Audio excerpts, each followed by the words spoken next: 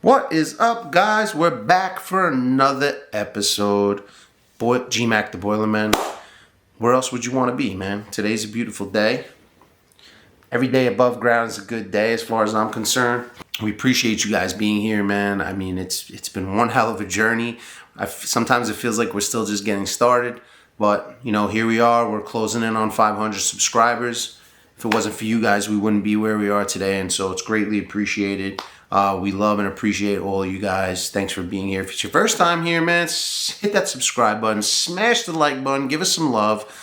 That's what it's all about. We're trying to grow this channel, and we do that by bringing you top quality content, beautiful, clear picture, my ugly mug that you get to look at all the time, and information about boilers and the trades. I talk a lot about boilers because that's my business, but I do have a background in blue collar in general. I used to build houses. I was a contractor, so we talk about a lot of things. We definitely get into blue collar, but I like to get into some of the systems and the things that we deal with on a daily basis because that's what we do every day, and that's what we enjoy. So today, I did a video recently. We were talking about steam system compared to hydronic. Today I wanted to get into a little bit more of the nuts and bolts of the steam system and some of the small problems I come across that I think could be really helpful for some of you guys out there. So that's what we're going to get into today. So if you are ready to go, I know I am, so let's go. Now, I get a lot of calls in the wintertime for radiators pouring water out of the vents and banging issues. On this episode, I'm really going to get into the banging issues as it pertains to the actual physical radiator itself, not in the system. Maybe the system banging and stuff, we'll get into another video on that. But on this particular one, I wanted to talk about at the radiator in the apartments. There are many different factors that come into play when you're talking about these issues inside the apartment. So whether that be in a single family house with a steam system, whether it be in a multi-family dwelling, all these things play in the same factor. Now, I'm going to talk today about single pipe systems, not two pipe systems. Two pipe systems is a whole nother animal, and that could be a video for another time. But for today, I'm talking about single pipe steam and issues with banging, water pouring out of the radiator, and just the overall efficiency as it comes to those, as it pertains to those things. So let's just say, for argument's sake, I'll play a scenario out for you guys. Turn my ad around so you can see that GMAK kid. I get a call that the radiator's squirting water. Now, this could be multifaceted, right? So as a technician, right, when I get a call, and it pertains to this topic, but this is kind of overall, right? Something to think about is when I get a call for a job, you automatically become a detective. Okay, so being a technician is kind of like detective work, but in the field that you're in, obviously, right? We're not arresting perps, but we're figuring out problems. And in figuring out problems, you have to be able to ask poignant questions. And in order to get the answers you need, you got to be able to ask poignant questions. So if I'm getting water pissing out of a radiator, one of the questions I always ask, is it one radiator? Typically, when I get complaints, us, we work in multifamily buildings. So a lot of the times I have to figure out, are they isolated situations, or is it like a scattered problem? So like if I have water pressure issues, or cold water and hot water and different problems that I'm having in the building, I need to pinpoint first where the problem is happening. Is it multi apartments? Is it one single apartment? Why?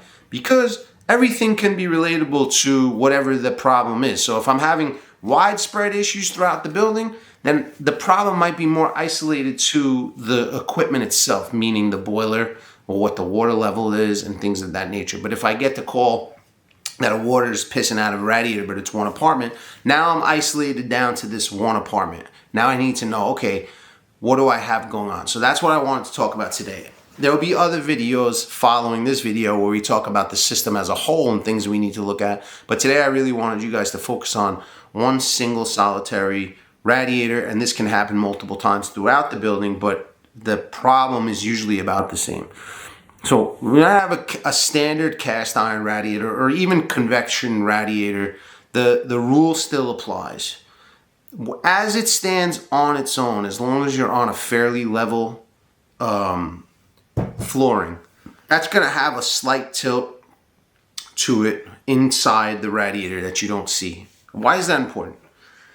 Because in a single pipe system, if you can imagine it, here's my radiator, here's my inlet pipe, here's my air vent on the other side. Why is it designed that way? Well, my steam comes in, I need to be able to vent any of the air that built up inside that radiator. It pushes out the vent and it allows the steam to come in.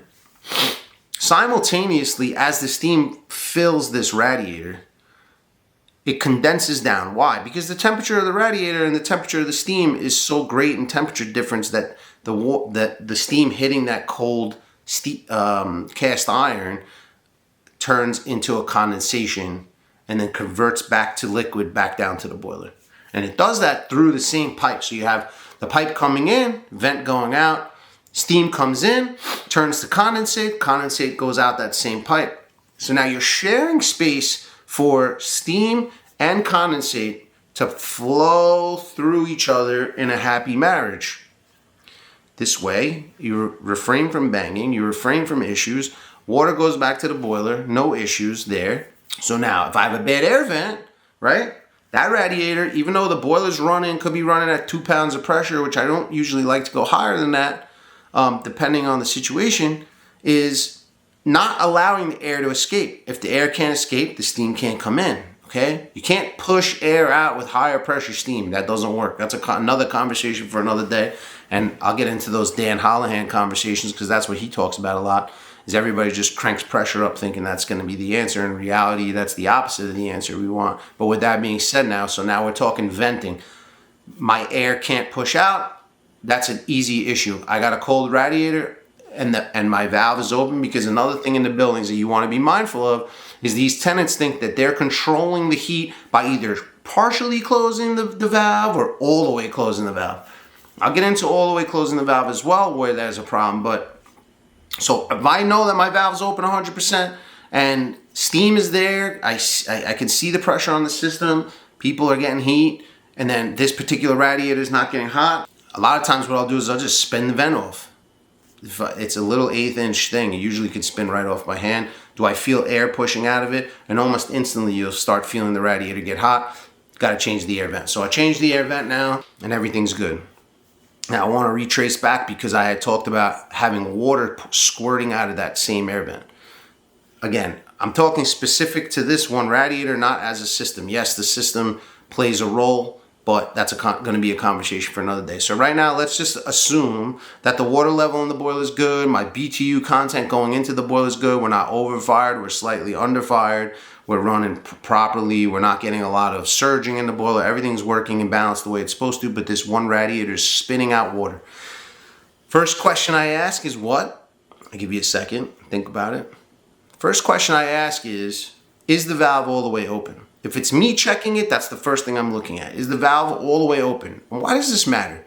Because a lot of times what happens with these valves is it's really just like a rubber seat at the bottom. So as you close it, it's supposed to smush down and not let anything pass. But these old valves have been there for so many years. They've been open and closed. The rubber seat starts to wear out. Why does that matter? Because even when you think that valve is 100% closed, steam is still finding its way into that radiator. What happens when steam hits the cold radiator again? If we go back, we turn it into condensation. We turn it back to a liquid, going back to the boiler. But if the valve is closed, just because the steam was able to come in, the water can't pass. And what happens now? The radiator fills up with water. Water got nowhere to go, but the steam is still coming in. So two things happen. You can get water hammer, but also what you get is you get a squirting of the air vent because the water's got to go somewhere. And if it can't go this way, and it has to go, then it's got to go somewhere. It doesn't just go nowhere. So that's the first thing I ask. Then the other thing is that the pitch on the radiator, so here's another thing. This is a two-way street. Sometimes if this is my valve inlet, this is my vent, I want to be tilted slightly towards the valve because for the same conversation we said, steam comes in, condensate goes out. I want that happy marriage. If I'm pitched too much this way, the steam can come in and the water like sits in the corner. And yes, obviously at some point some will push out, but it loads up inside. And again, the same thing can happen.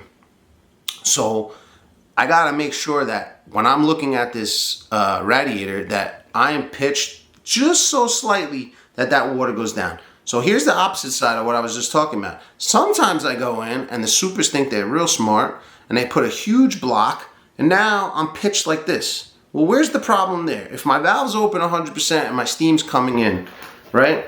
Remember, always got to remember the same thing. In a single pipe system, you're sharing pipes. So you can have, especially when you're in the dry steam areas, you're not into the wet steam, meaning below the water line of the boiler. You're sharing space a lot of the time. The steam is being delivered and the condensate is going back. So this happy marriage is happening where water and steam can flow without any issue. They're not colliding, they're not clashing. They're flowing evenly like nice clean traffic right by each other. If you pitch the radiator too much, now the steam's coming in, you're creating condensate. The condensate's trying to rush out, but the steam's trying to come in, and it's like a speeding car trying to rush out of the pipe, and the two things can't marry because now all this water is bumping into the steam coming in. You start getting water hammer. That water hammer can create a squirting at the air vent. So it's very, very, very important that a few things happen, and this is going to be my final. You know, we're hitting the landing strip right now with all the things to make sure you look out for. One, pitch is right on point. It doesn't have to be pitched like at all, really. As long as it's fairly level, it's going to run. Or it's got to be pitched slightly. If it's pitched in the wrong direction, no good. If it's pitched too much in the other direction, no good. If my vent is bad, no good. If my valve is not open 100%, no good. If the valve is leaking, no good, obviously, right? So these are the things I want you to be looking for. You're just looking for that happy marriage where the steam can enter and the water can go back to the boiler and create this nice harmony between the pieces of equipment that we have to make sure that we don't get banging, we don't get any knocking, we get hot radiators, which is very important, and we don't get any water pissing out of them, ruin the floors. That's pretty much the gist for that. And again, these are such small details, but they're things I've come across so many times. And if you're super even watching this, these are things you can look out for. And if you have any questions, man, drop them below, man. Again, every video you hear me say this, let's have the communication. Let's have the conversation. It's the only way we're all going to get better. If you have some other things that you can add to this video, drop a comment below. If there's conversations you want to hear me talk about, topics you want to hear me talk about, drop a comment below. Again, we're all here for education. We're all here for growth. I don't claim to know everything. I always tell you based off my own experiences out in the field, things I've seen, situations I've been in, and I'm just trying to educate you, and I'm trying to get educated all at the same time. So I hope you guys got something from this. I hope you have an amazing day. If you haven't already, subscribe to the channel, man. And if you also haven't already, smash that like button. It really helps that algorithm, and we're trying to put out a lot of content for you guys. So I hope you have an amazing day. I hope you're kicking life. Peace.